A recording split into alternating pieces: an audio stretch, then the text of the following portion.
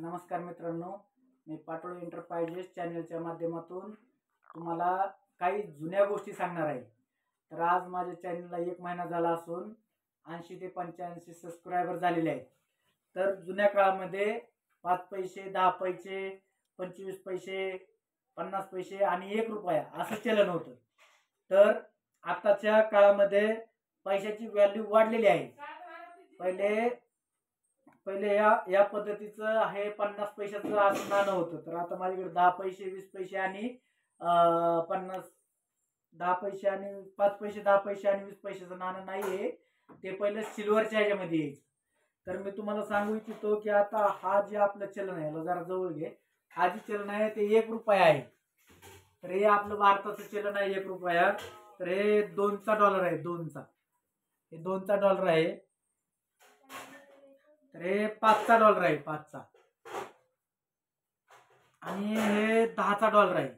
पहिल्यांदा 10ची नोट बघायला मिळायची आणि त्या 10च्या नोटमध्ये आठवडी बाजार व्हायचा। आणि आता हा मला एक नवीन 20चा डॉलर मिळालेला आहे आणि एक 50चा पण डॉलर आहे। 100चा काय मी आणखी पाहिला नाहीये, पण हा 20चा डॉलर आहे। 20चा आकडा दिसतोय का स्पष्ट? हा 20चा डॉलर आहे। तर मला मित्रांनो तुम्हाला एवढं सांगायचंय की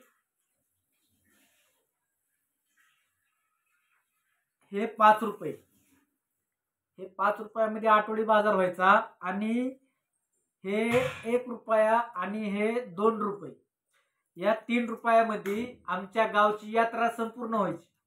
त्याच्यामधनं पण हे 50 पैसे आम्ही उरवून आणायचो, कारण आपल्याला कुठेतरी शिक्षणाला वगैरे काहीतरी लागेल म्हणून। शिक्षणाची फी असायची वर्षाची 2 रुपये। 1 रुपया असायचा प्रथम सत्र आणि 1 रुपया असायचं द्वितीय सत्र। ही काय लय मोठा पाठीमागचा काळ नाहीये, तर फक्त एक 20 वर्षांमध्ये झालेला हा फरक आहे। आता शिक्षणाची फी आहे प्रथम सत्र 80 रुपये आणि द्वितीय सत्र 80 रुपये। हे शासकीय विद्यालय किंवा शासकीय शाळांमध्ये। जर तुम्ही तेच जर प्रायव्हेट मध्ये गेला तर 30,000 रुपये, 50,000 रुपये। जर तुम्ही इंग्लिश मीडियम मध्ये गेला तर 70,000 रुपये, 1 लाख रुपये अशा फी आहेत। प्लस ट्रॅव्हल्स भाडं वेगळं, जात युनिफॉर्मचे वेगळे, गॅलरीचे वेगळे, सांस्कृतिक कार्यक्रमाचे वेगळे, असे मिळून कमीत कमी पालकाला 1.5 ते 2 लाख रुपये खर्च होतो।